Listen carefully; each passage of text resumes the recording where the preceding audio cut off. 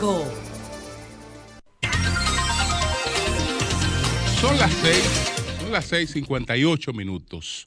Buenos días, dominicanos, dominicanas. Julio Martínez Pozo, los comentarios de los temas más importantes en el programa de mayor influencia de la radio y la televisión nacionales. Buenos días en este jueves 10 de diciembre, año 2020, a todo el equipo del Sol de la Mañana, la audiencia de Sol, la teleaudiencia de Telefuturo, Canal 23. A todos, a todas. Bueno, señores, miren, así como a las personas que siguen nuestros contenidos a través de las redes sociales. En el día de hoy, pues vamos inmediatamente con nuestra agenda. Vamos a abordar el plan integral de reformas institucionales que ha presentado el presidente Abinader.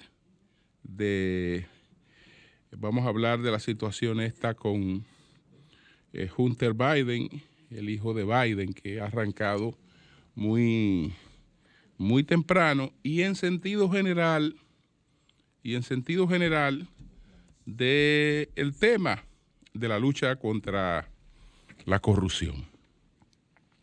Antes quisiera pues expresar mis condolencias a la familia de doña Esperanza Ligó, a su esposo, don Franklin Ligó, a su hijo, Franklin, mejor conocido como Chiquitín, por la partida de esta distinguida chef dominicana que puso nuestra gastronomía pues al más alto nivel. Una representación muy digna, de mucha clase de la gastronomía dominicana en doña Esperanza Ligó, que ha partido a los 83 años de edad. Así es que nuestra solidaridad con su familia.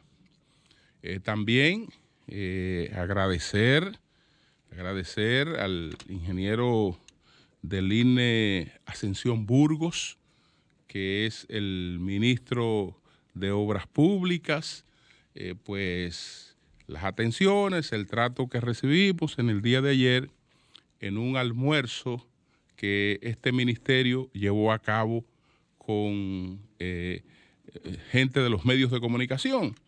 Entonces, allí estuvimos, un grupo de colegas, junto con el ministro, los viceministros, compartiendo y hablando de los planes inmediatos y las cosas que está ejecutando este ministerio.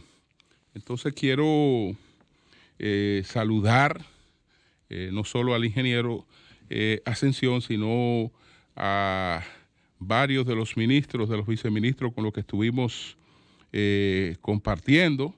El caso de el viceministro Nelson Colón, Luis Bastardo, la viceministra Tomasina Pascual, también con Roberto Herrera, Ángel Tejeda y Mélito Santana, que fueron los viceministros que estuvieron pues distribuidos en las distintas mesas, pues compartiendo con los comunicadores que participaron en esta actividad.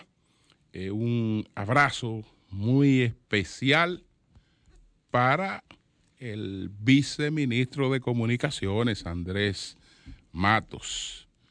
No tiene todavía el decreto de viceministro de Comunicaciones. Espero que el presidente Abinader lo esté elaborando. Un abrazo para el querido amigo Licho Matos. Algunos planes y algunas cosas que son interesantes Por ejemplo, en lo que tiene que ver con la autopista Duarte, no solo está una gestión que pretende restablecer los derechos de vía, sino una serie de medidas de protección a la vida de la gente, para la que son claves los cruces peatonales.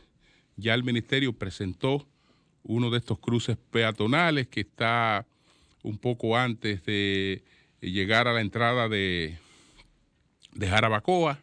Entonces las personas, incluso las motocicletas, pueden atravesar de un lado a otro sin exponerse a lo que significa cruzar una autopista. Entonces, en la medida en que esto se desarrolle, creo que hay unos 16 pasos a desnivel de esta naturaleza programado. Estamos hablando de que probablemente vamos a disminuir la cantidad de muertes que hay en esa y otras autopistas por estas situaciones. Hay algunas obras que son continuidades, pero muy interesantes. Está el caso de la circunvalación, por ejemplo, de Baní, que sabemos que ya era una obra que había sido licitada, anunciada en la gestión anterior. El ministro Ascensión informó que se han iniciado los trabajos desde hace un tiempo y que está a la meta de que esa obra no se detenga. Está el caso de la circunvalación también en el caso de Asua.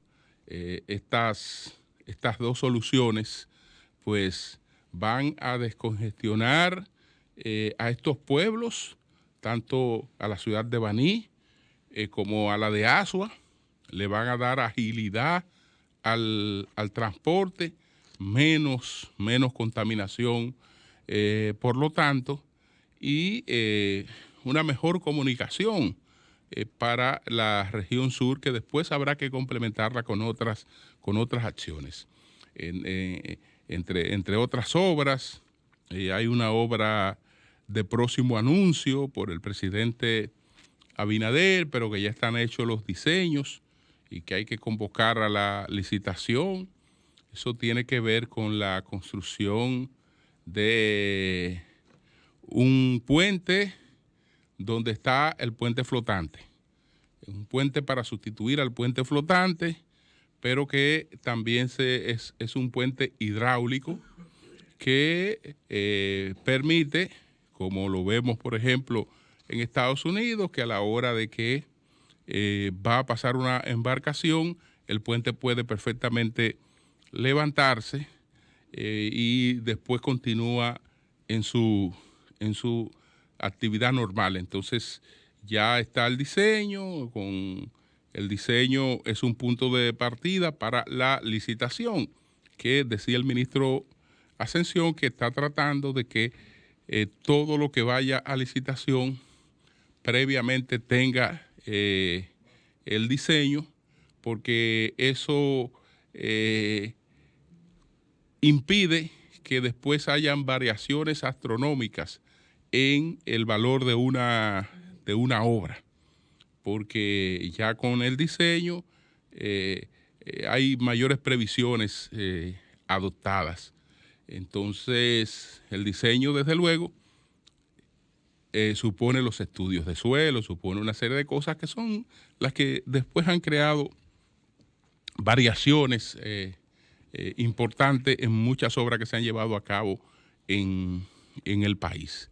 Entonces, están esas obras, está el completivo de la circunvalación de Santo Domingo con la marginal de la autopista de las Américas y otras obras que fueron presentadas, que están en ejecución, también obras pequeñas, un conjunto que está siendo licitado por 2.000 millones de pesos en todo el territorio nacional.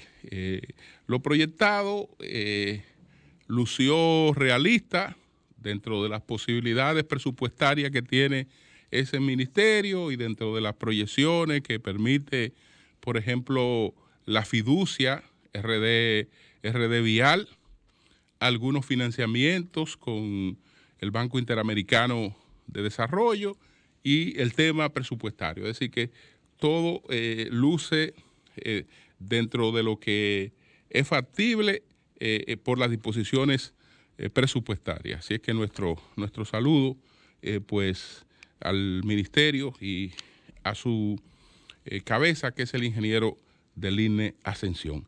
Entonces, señores, hablemos de el plan integral que anunció ayer el presidente Luis Abinader. El marco de este plan, incluso aprovecho para tratar aquí lo que se ha presentado con el hijo de Biden, Hunter Biden. Ayer era el Día Internacional de la Lucha contra la Corrupción. El plan que presenta el presidente Abinader de un conjunto de medidas que tratan de frenar la corrupción, pues está en ese marco. Está en ese marco. Entonces, ¿por qué mencionamos lo que se produjo ayer, lo que anunció ayer la Oficina de Transición Biden-Kamala Harris? Porque este es un hecho al que hay que prestarle atención. Aparentemente estamos ante un manejo de transparencia. Fíjense que un tema que pudiera ser escandaloso, y que no dejará de serlo, los afectados son los que se adelantan a informar sobre ese tema. Eso se llama administración de crisis. Es decir, hay una realidad, esa realidad va a explotar en cualquier momento, entonces el daño menor es que sean los propios afectados los que pongan en conocimiento a la sociedad, a la opinión pública, de lo que va a ocurrir o de lo que está ocurriendo, porque ahí la gente dice, bueno, ellos no tienen nada que ocultar. Fíjense que son ellos los que han informado que la oficina del fiscal general de Delaware está llevando a cabo una investigación sobre Hunter Biden, que tiene que ver con el pago de sus impuestos. Y no solo el pago de los impuestos, sino la posible evasión en el pago de los impuestos. Entonces, ¿qué ocurre? Hunter Biden es el hijo del presidente electo de los Estados Unidos de América. El hijo único, porque este presidente que se juramenta el día 20 de enero ha padecido una gran tragedia familiar a lo largo de su vida, con sus hijos pequeños, un accidente de tránsito en el que pierde a su esposa y a una niña, sobrevive un hijo, el hijo que sobrevive de ese matrimonio, pues ya en una edad adulta, sobre los 40 años, padece un cáncer y entonces muere joven. Entonces la familia del presidente Biden es su otro hijo, Hunter Biden. Esa es su familia. Eso es lo que le ha quedado a él a lo largo de la vida. Y ese ha sido el tema que lo ha mantenido a él bailoteando en el tema de posibles acciones de corrupción que hayan sido avaladas por el poder del presidente Biden. En su condición, por ejemplo, de vicepresidente, él que estaba encargado del tema de las relaciones con Ucrania, resulta que él tenía las influencias principales en decisiones importantes en Estados Unidos y una empresa no tonta, entre comillas, pues sienta a Hunter Biden en su directorio, lo sienta en su directorio, le establece un nivel de pago que no es verdad que él lo va a recibir en ninguna otra empresa que no esté asociado a la influencia que esa empresa aspira a conseguir a través de él. Y ahí se desarrolla el escándalo que pudo haber llevado a la destitución de Donald Trump. Porque el escándalo, en términos políticos, tomó una deriva que en vez de perjudicar a Biden, que era quien debió perjudicar, iba a terminar perjudicando a Donald Trump. ¿Por qué razón? Porque posiblemente el vicepresidente Biden de Obama, que ahora es el presidente Biden de los Estados Unidos, el presidente electo, posiblemente influyó en la destitución de un fiscal que estaba investigando el caso de Hunter Biden. Donald Trump entonces comete una violación que es por la que pudo haber sido objeto de un impeachment. O lo fue, lo único que fue absuelto. ¿Cuál fue la situación? Que Donald Trump condicionó ayudas al gobierno de Ucrania a que le solicitó al presidente, hay una llamada que le hizo él al presidente ucraniano Volodymyr Zelensky para que este señor investigara lo que ocurrió con ese fiscal. Y entonces parece que esto condicionaba ayudas de Ucrania a Estados Unidos y ya ahí se configuraba otro tipo de violación, que fue la que se atendió. No se atendió el escándalo de Hunter Biden en un consejo de directores con un salario de lujo para el uso de su influencia en negocios con Estados Unidos. Que esa es una realidad, pero esa realidad no fue la que se atendió, sino la que se atendió fue la realidad de la interferencia de un presidente para dañar a su posible competidor. Entonces, perfecto, miren que ya eso ocurrió. Provocó lo del impeachment de Donald Trump, no se materializó, vino el tema de la pandemia, Biden ha ganado en condiciones muy apretadas las elecciones de Estados Unidos y ya el primer escándalo que tiene es el escándalo de esta investigación de la que está siendo objeto su hijo.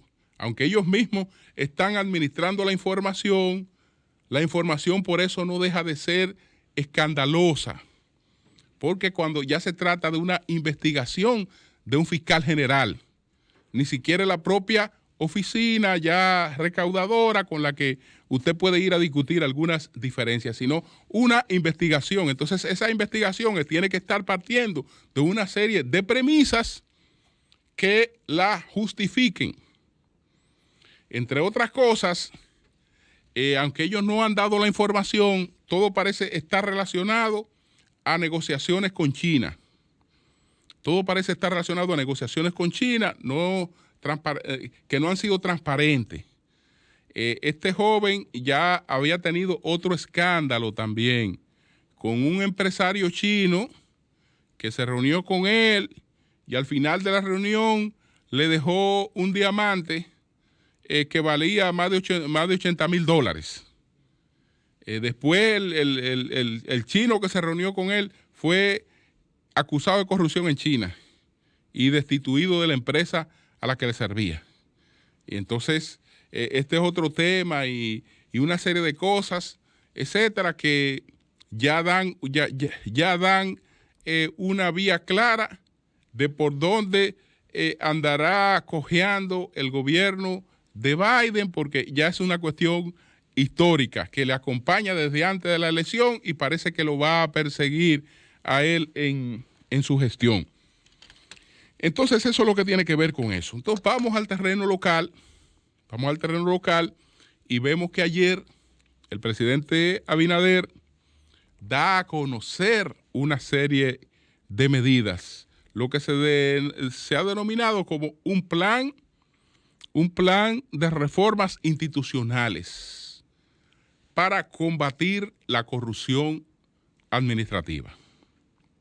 Bueno, siempre es positivo que avancemos en esta parte. Siempre es positivo que avancemos en esta parte. Pero también es positivo que reconozcamos los avances que hemos tenido. Porque todo esto se proyecta como que a partir de ahora se empezarán a disponer de controles que no existían para evitar la comisión de actos de corrupción. No, yo creo que nosotros nos hemos ido dando algunos controles que son importantísimos. Son importantísimos, señores. Hoy no puede haber un pago del Estado por ninguna actividad que no sea un pago que esté a la vista del que lo quiera ver. Es decir, no pueden haber pagos secretos del Estado. No pueden haber pagos no transparentizados del Estado, que no hayan sido transparentes. No lo pueden haber. Todo tiene que estar de cara a la sociedad, de cara a todo el que quiera hurgar y el que le quiera dar la interpretación que le dé, que se la dé, pero eso está ahí. Eso está ahí. Entonces, esos son avances sobre lo que podemos continuar teniendo avance. No hay funcionario con chequeras. No hay funcionario con chequera. No hay funcionario que de manera medalaganaria pueda disponer un pago absolutamente de nada. ¿Por qué? Porque lo que puede pagar ese funcionario, él no lo paga de manera directa. Eso tiene que pagarse a través de una cuenta única del Tesoro. Solamente ese paso fue un paso de gigante en la República Dominicana para prevenir la corrupción. Un paso de gigante fue ese paso de la cuenta única del Tesoro.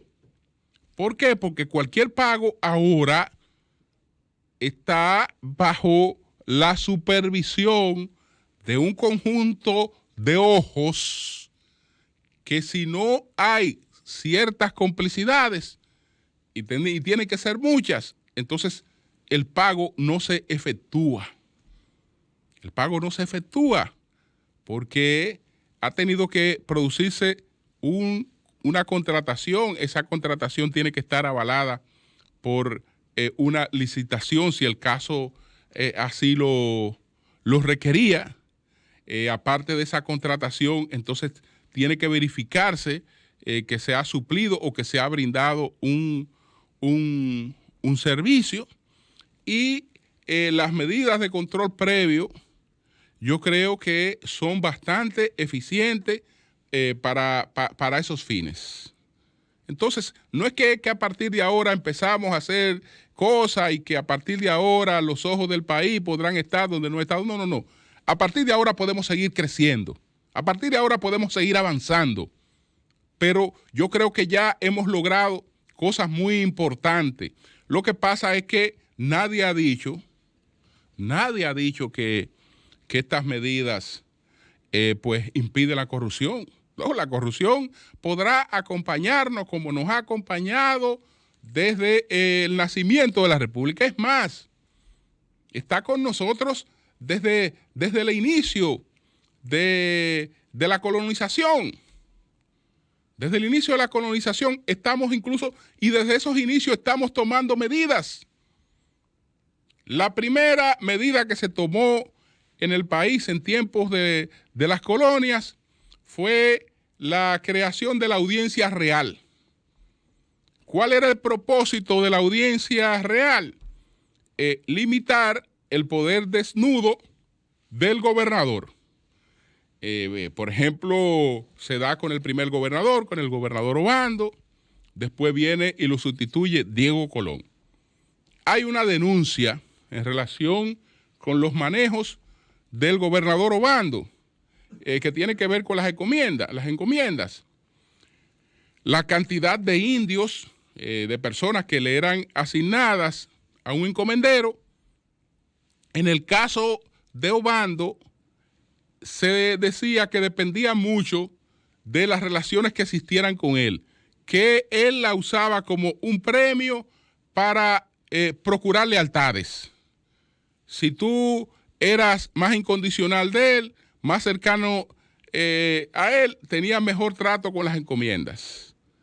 Y ya eso prendió cierto ojo de que eso tenía que tener algún tipo de control. Pero llega y le sustituye el hijo de Colón, viene Diego Colón y le sustituye. Y entonces, ¿qué pasa? Que ya el tema no pasa solo a preocupar porque él privilegiaba más a los encomenderos de su entorno cercano, sino que él mismo entonces se constituye en un gran encomendero y se sirve con la cuchara grande. Y hay medidas ahí que en su condición de gobernador no tenía controles, y esas medidas la corona entonces trata de frenarla. No. En lo adelante entonces vamos a crear una especie de corte de apelaciones. En términos administrativos, vamos a crear una corte de apelaciones y creamos la audiencia real. Entonces, cuando usted se siente perjudicado por acciones que ha tomado el gobernador, usted va con esas acciones ante esta audiencia real y las apela. Y el gobernador tiene que sujetarse a lo que decida la audiencia real. Entonces, cuando ya tratamos de que las cosas no las decida un hombre de por sí, sino que tengan una instancia ante la que se puedan ir a discutir esas cosas cuando han sido perjudiciales a los intereses de alguien, ya desde entonces estamos empezando a tomar algunas medidas para establecer frenos. Pero históricamente eso siempre nos ha acompañado. ¿Qué tenemos de nuevo ahora? Aparte de las cosas que tenemos, de que aquí hay una ley de información pública, de que no pueden, de que todo lo que se pague y se contrate tiene que estar a la vista de todo, de que un individuo como tal no decide un pago, de que todo tiene que canalizarse a través de una cuenta única del Tesoro. Pues aparte de eso, hay una serie de medidas que él aspira a que se ejecuten el presidente Abinader. Entre esas medidas, él habla de una que requiere una reforma constitucional, que sería la asignación de un procurador designado por un órgano apartidista.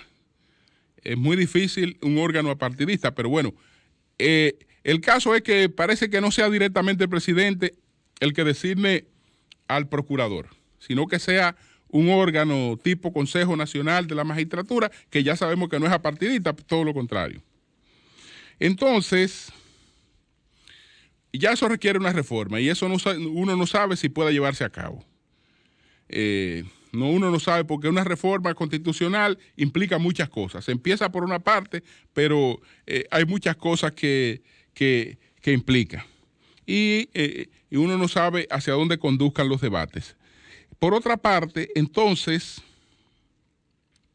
está lo de la ley de compra y contrataciones. Aunque se habla de que la modificación de esta ley sería para mitigar los riesgos, en verdad la ley hay que modificarla porque la ley es una ley de muy difícil aplicación y hay cosas que prácticamente no podrían hacerse si la ley se aplica plenamente. Por eso esa ley ha tenido resoluciones que establecen dispensas. Ha tenido resoluciones la propia ley. Entonces, la ley, si no se aterriza, si no se hace más práctica, va a ser violada constantemente porque es una ley infuncional. Infuncional, es decir, que aunque aparentemente estamos hablando de modificarla para endurecerla más, no. Esa ley de por sí es una trampa que dicen Esther Duflo, y su esposo Abillí, que pues es una ley que está hecha para beneficiar a lo que ellos denominan los ladrones de Washington. Que las empresas realmente no pueden participar en procesos de licitación, sino solamente quienes se han especializado en esas leyes y en su manejo. Entonces las empresas prefieren suplirle a eso y no participar directamente ellas en los procesos. Y eso ocurre donde originó esa ley. Ya usted se imaginará todos los problemas que esa ley adiciona a los países que sencillamente la han copiado. Entonces, ese es el caso de esa ley de compra y contratación. Es decir, si esa ley no se adapta a la realidad, esa ley paraliza al gobierno o paraliza a los gobiernos. Entonces, bueno, está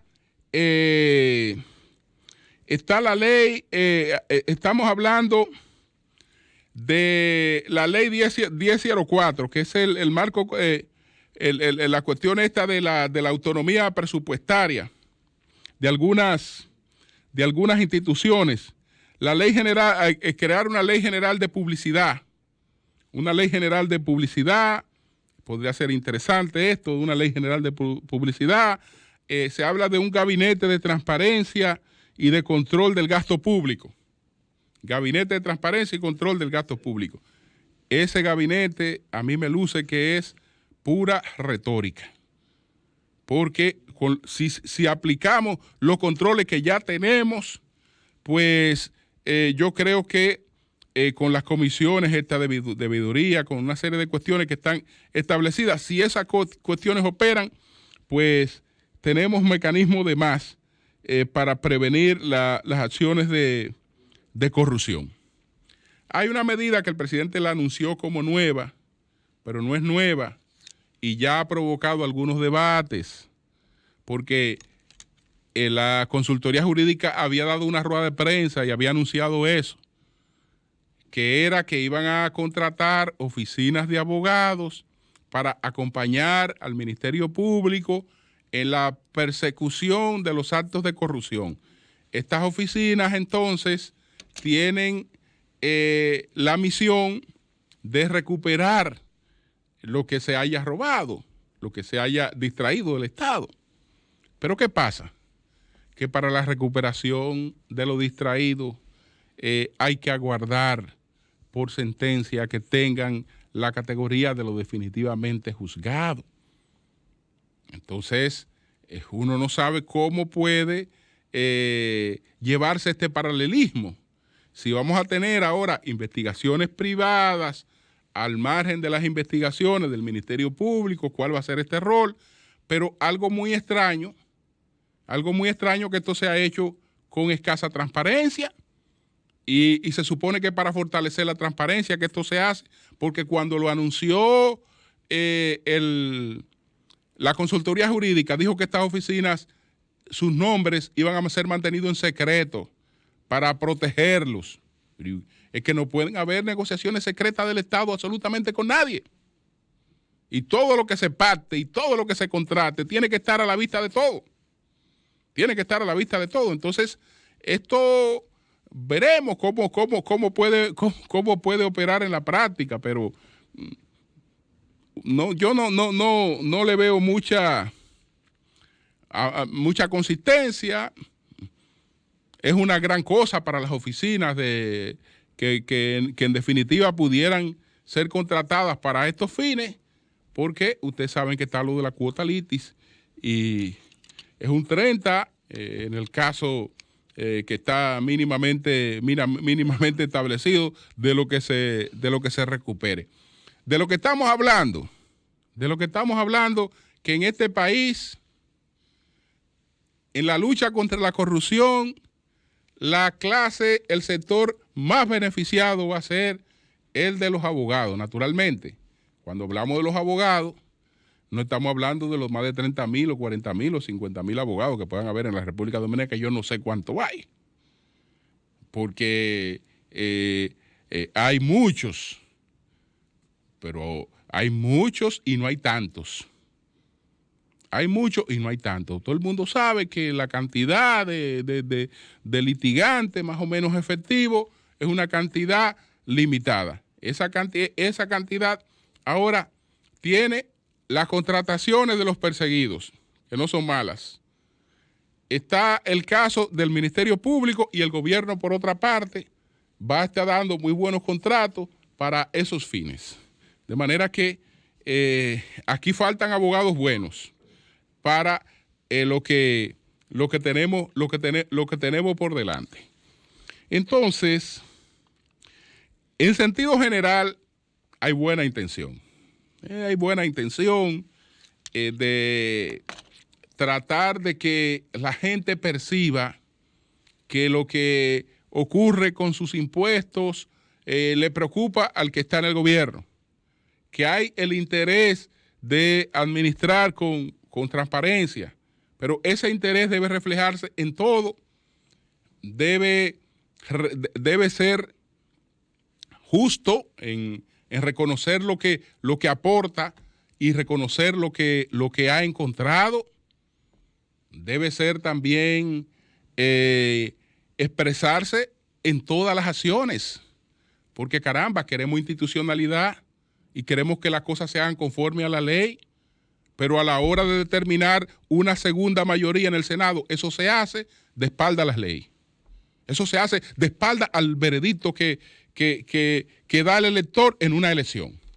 Y estamos hablando de institucionalidad y que queremos justicia independiente y queremos una serie de cosas. Si queremos justicia independiente y 2 senadores escogidos en la misma boleta,